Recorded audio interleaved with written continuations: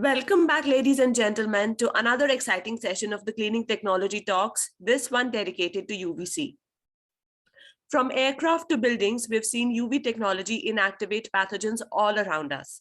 According to the International Ultraviolet Association, UVC has been used extensively for more than 40 years in disinfecting drinking water, wastewater, air, pharmaceutical products, and services against a whole suite of human pathogens. Today, if you've got questions about UVC, we have the perfect person to answer them. Joining us today is Mr. Konrad Kalman, founder and managing director of FAR UVC Africa. Konrad is an accomplished business leader and entrepreneur with a passion for product development and marketing. Welcome to Cleaning Tech Talks, Konrad. Thank you, Samir. We have a lot of questions about UVC today, and I'm sure you'll be able to help us. Absolutely, I hope I can. So let's get started.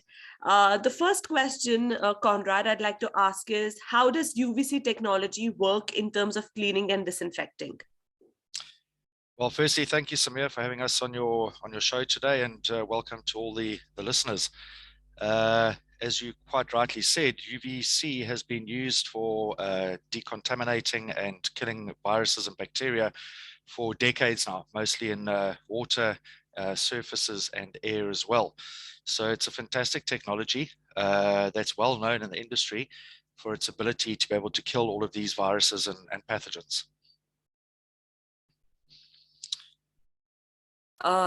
Thank you, Konrad. How exactly does it work? Could you let us know in a little more detail?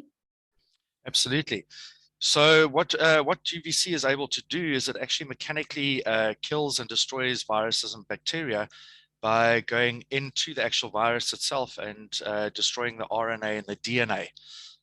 It is the only technology that's available today that's able to sanitize air and surfaces at the same time. The only technology that people are using at the moment, obviously with COVID being such an issue that we have, is they either go in and they'll fog an area, or they use 70% alcohol to clean surfaces, etc. Those are all great techniques to use. However, the problem is that there's nothing besides UVC itself that can clean the air and surfaces. More recently, obviously, one of the biggest issues with UVC that everybody knows is that it's carcinogenic and catogenic. So the issue that you have there is that people can't be around UVC, normal UVC. That's 254 nanometer UVC. But more recently, there's a new technology called FAR UVC. FAR UVC runs at 222 nanometers on the light scale. And this is amazing technology because it is the only product that you can, well, the only UVC product that you can have that you can use while people are in the area. So really, it's the only product that offers real-time sanitation of air and surfaces in occupied spaces. And as we all know, like I did mention, is that we all know now that viruses, etc., are spread sort of 80–90% through the air. So what we should be doing is cleaning and scrubbing the air on a continual basis, especially in enclosed areas. So 222 nanometer UVC, or FAR UVC as they know it, is an amazing technology that we have available to us now. Thank you so much for sharing the details, Konrad. Now, you mentioned about COVID-19. We all want to know how effective can UVC be against the COVID-19 virus, and even when it comes to other viruses, other than the coronavirus. So it's well documented. There's many white papers from Kobe University, Columbia University, etc., on the efficacy of FAR UVC and normal UVC itself to destroy COVID-19. More importantly, we've had our product tested in South Africa at the CSIR, which is our testing labs here in South Africa, and we've tested it against SARS-CoV-2, and it's come back as an emphatic yes that it does kill COVID-19. The great thing, like I said, about UVC and FAR UVC is that it mechanically kills viruses and bacteria. So it doesn't matter if COVID-19 mutates, it doesn't matter if a new virus comes along, it'll destroy all viruses, all bacteria, H1N1, TB, Ebola, right down to all the bacteria like Salmonella, E. coli, etc., etc. And because it mechanically kills it, it doesn't. It is always effective, no matter what virus or bacteria comes along. Thank you for sharing that information. That's a really interesting piece of information, Conrad. Do you think it makes it safe for us to say that UVC could be the best technology, the most effective technology against these viruses? Absolutely. And the reason why I say that is that it's completely non-invasive. So, I think all of us are a little bit tired of every single restaurant or shop that we go into. They spray you with alcohol in your hands are getting dried, people are starting to get eczema on their hands, etc. So the great thing about far UVC specifically is that we call it connect and forget. It's really just a light at the end of the day. You put it into enclosed areas, public areas. It should really be everywhere. It automatically turns on when people come into the area. Our device stays on for 15 minutes and then turns off when the area is vacated. And it's completely non-invasive. So it's just there. It's around us. It works. It really does. And it really can enable us to get back to how things used to be. Certainly. Now, Conrad, how has UVC evolved? How has the usage of UVC evolved? And how has UVC as a technology evolved in the past few years? Could you let us know about that? Absolutely. So like I explained to you, and I'll just go into a little bit more detail, is that UVC is measured on the light scale. They call it nanometers. So the UVC that we're all used to, the one that's that we can't be around, that's carcinogenic and catagenic, ranges 254, 256 nanometers. And in the 80s, Dr. Viktor Terashenko in Russia, he developed a new technology called far UVC that runs at 222 nanometers. There's a lot of debate at the moment, which there shouldn't be, but there's a lot of debate at the moment about, is this really safe for you? Isn't it? It hasn't been around long enough to be tested, and nobody knows what the long-term issues are with far UVC. However, to prove a point, what I actually did was I went to the doctor and they took a piece of skin off my arm, and I sat underneath a 150 watt lamp at 7 centimeters away from my arm for 13 hours. I then went back to the doctor. They took another piece of skin. We sent it off to Lancet Labs here in South Africa, and they came back and they said the only difference is that the second sample, after I sat underneath the light, had a slight suntan, and that's it. So to put that into perspective, it takes 3.2 millijoules. That's the energy that comes off the light that enables it to kill COVID. I had 210,000 millijoules on my arm over 13 hours. So, a lot of people are going, well, it hasn't been tested and hasn't been around for long enough. There's no ways in your whole life that you'd be exposed to 210,000 millijoules of energy from a UVC light. It's also being tested on rats and mice by Dr. David Brenner. So it's come in leaps and bounds. And funny enough, it was actually Dr. David Brenner. He did a talk on TED Talks about the technology, and he was talking about viruses and pandemics in 2017. And here we sit in 2021, and we've got exactly that issue. Completely. Now, how does UVC compare to cleaning chemicals that are traditionally used in various facilities? So, well, where do I start? So the biggest issues I've got with all the cleaning chemicals, et cetera, is the damage it does to our environment. From the plastic bottles that are thrown away to the thousands, the millions and millions of masks that have been dumped into our oceans, the chemicals that are going into our water, et cetera. But if you put all of that aside, the biggest issue that you've got with cleaning, and cleaning must always happen. I think that it needs to be a multi-layered approach to cleaning and to disinfecting, etc. So the UVC and far UVC is not a silver bullet by any means, but what it really does do, it takes out any human error. So people will clean tabletops, etc., but they're always going to miss a little space here and there. And the biggest issue is you can clean a tabletop now. If somebody coughs, they immediately infect the area straight afterwards. So with having a technology like UVC, like I said, it's real-time autonomous cleaning all the time. It just happens around you all the time, and you know that your surfaces and your air is being cleaned. So with our 150 watt lamp, if COVID was 2.5 meters away from it, it kills COVID every 9 minutes. So it's like basically it's like having your area that you're in fogged and cleaned every 9 minutes. But what about public facilities, Conrad? Like, we're not speaking about far UVC here, but if we implement regular UVC in a public facility, is it going to be safe? Only if it's far UVC. Okay. Normal UVC has to have an automatic fail-safe that when it picks up any movement, it turns off, because normal UVC is dangerous for you. And that's the great thing about far UVC, is that UVC is an incredibly powerful cleaning, disinfecting tool. But its biggest issue, the normal UVC, was that you can't have people around it. And we know that you need to be cleaning and scrubbing the surfaces in the air when people are around, not when people aren't around. So in public spaces, absolutely.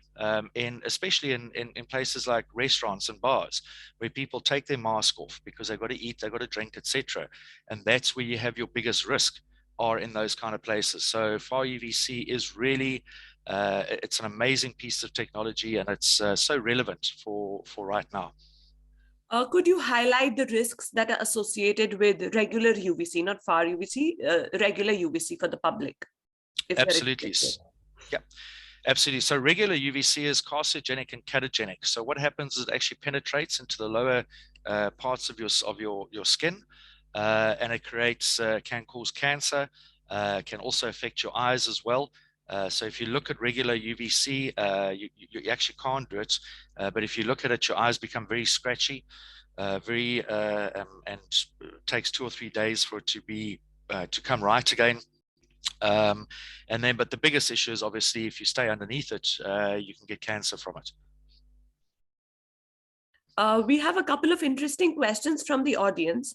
The first question comes from Gavin Holmes. Gavin asks, building on the previous question, what are the advantages of UVC over HEPA for cleaning air? So, good question. HEPA, first of all, the issue with HEPA is that it doesn't kill viruses. It'll store the virus in the filter itself. Somebody still has to go and clean that filter, get the filter out, and they have to throw it away, etc., etc. So the big difference is that HEPA filters filter the air. It doesn't kill the actual virus itself. The other issue is there was actually a very good talk that was done by Leeds University, a professor there, and they did a deep dive into far UVC and UVC, etc., and air filter devices or air cleaning devices. And they worked out that generally an air cleaning device will do an ACH, air change per hour, of between 6 and 9 an hour. Far UVC does an equivalent of 3,000 an hour. Has no filters, so no maintenance. So you don't have to clean the filters. There's no danger of cleaning the filters, etc., etc. Thank you, Conrad. We have another question from the audience. This one is from Mr. Imran Akram. Imran asks, how effective are UV robots for disinfecting internal areas in terms of efficiency and coverage? Also, a very good question. And I've put this out on LinkedIn, and I don't really get a straight answer from the UVC robot guys. I think the UVC robots are great technology. They use normal UVC, so 254 nanometer UVC.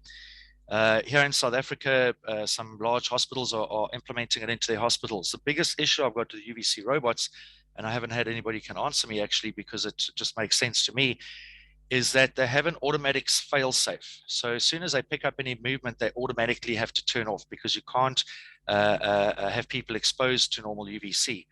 So if a hospital is a 24-hour day business and you've got people walking up and down, how often is that robot actually on for? So I think a UVC robot is effective if it's implemented in the right way, if you implement it into a business where it closes at 5 o'clock in the morning. But then again, to me, it's the same as fogging. Fogging is great, but only while you're fogging it. So as soon as somebody walks into that area, it's infected again. So again, if they, I'd love somebody and wheels, obviously we're going to start going down that road to develop a far UVC robot. Then you've got a great piece of technology. Certainly. Our next question is also from the audience. This one is from Mr. Sumit Rawat. Sumit asks, is fumigation process will be more good practice in terms of disinfection? Well, fumigation is a bit different. Fumigation is if the gentleman's actually speaking about fumigation, that's obviously for insects and rodents, etc., etc. UVC doesn't do anything to them because it's completely harmless to humans and living things. But if you're talking more about fumigation with regard to disinfecting and killing viruses, etc., yes, it's great, but that's fogging. So you go and you fumigate an area, you walk out, everybody comes in, they're all breathing on each other and they're all breathing around the air, and all those particles that are coming out your mouth are falling onto surfaces and they're circulating around. So again, it's I think anything that we can do to assist and to keep us areas as clean as possible is a great thing to do. But like I always say, it has to happen in real time all the time around us. It can't happen while we're not in the area. We are the people that infect an area. Thank you, Conrad. We have many questions coming from the audience. Now we have another one. It looks like people are very curious about UVC, and you seem to have all the answers. So this one is, after how long does far UVC wane in effectiveness? How long does it remain in effectiveness? After how long does its effectiveness start waning? So the lamps last for 4,000 hours, and it'll deteriorate by 20. The effectiveness deteriorates by 20% over that 4,000 hours. Because all of our devices have got a PIR sensor on it, that obviously prolongs the lifespan of the lamp. And we have worked out that the lamp will last approximately 1 year and 4 months. And then you need to change the lamp again. But over that period, it's effective all the time. So even though it deteriorates by 20%, it won't take 9 minutes to kill the virus. It'll take 15 minutes to kill the virus. Still more effective than any other product that's on the market. Certainly, and I think this piece of information will be especially useful for all the facility managers that we have in our audience right now.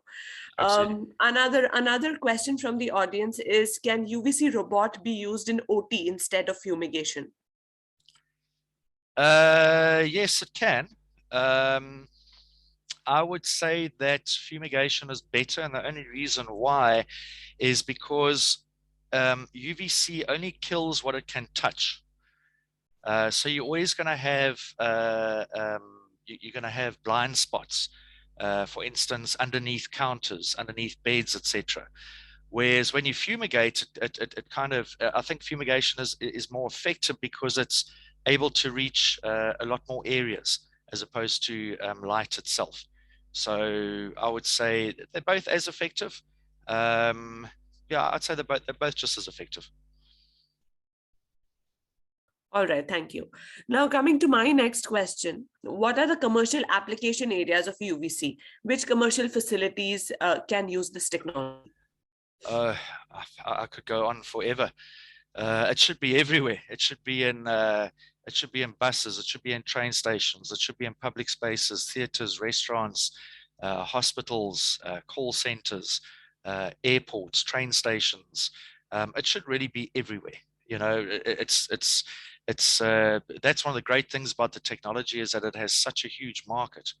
But more importantly, we're seeing it more in being implemented into hospitals, because obviously hospitals are a big risk area. And not only that, but one of the other issues that we're going to be facing in the not too distant future is AMRs, antimicrobial resistance, so superbugs. The WHO is trying to get airtime on superbugs, but they can't. Nobody's really listening because everything is about COVID. But the estimation so far, 5.5 million people have died from COVID. The estimation on superbug deaths by the year 2050 will be 10 million people a year, twice the amount of people that have died from COVID, and that's in 29 years' time. So AMR superbugs are going to be a really big issue for us in the future. How has the market and demand for UVC changed in the past 2 years, particularly since the pandemic began, and how is it expected to change in the future? I don't have the actual figures on me, so I'm not going to mention them, but it's an incredibly fast-growing market. I guesstimate it's going to be one of the fastest-growing technologies. We're only just seeing it taking off now. The issue that we had, a lot of people would ask the question, well, you know, when COVID started, why wasn't this technology available? And the simple question to that is that the factories hadn't geared up to mass produce the product, because before COVID, nobody really cared. If you try to sell far UVC before COVID, it would be quite a difficult product to sell. But now with COVID and everybody being so acutely aware of how sick you can get and family members dying, etc., everybody wants to try and keep themselves as safe as possible. So it's growing at a rapid rate. It's been a big challenge for us in the industry to educate people and to get their mind off that. Like, you know, when you say to somebody it's UVC, they go, oh, it's dangerous. You can't be around it. You can't have that technology on you, etc. But with far UVC, obviously you can, as explained. So it's been quite a journey to try and educate people and to let them know that it is safe and that there is this amazing technology around.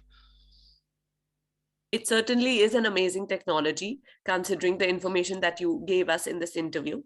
My next question is, what are the common challenges that cleaning service providers or facilities, you know, such as hotels, airports, schools, etc., face in implementing this technology? I would say cost is a big one. There's no other issues. However, there are ways to get around that. For instance, you know, if you've got a hotel room, let's say a hotel that's got 100 rooms in it, you need to put 100 lights in. That could be very costly. And considering that the hospitality industry was hit so hard with the pandemic, money's not as the cash flow is not as great as it was.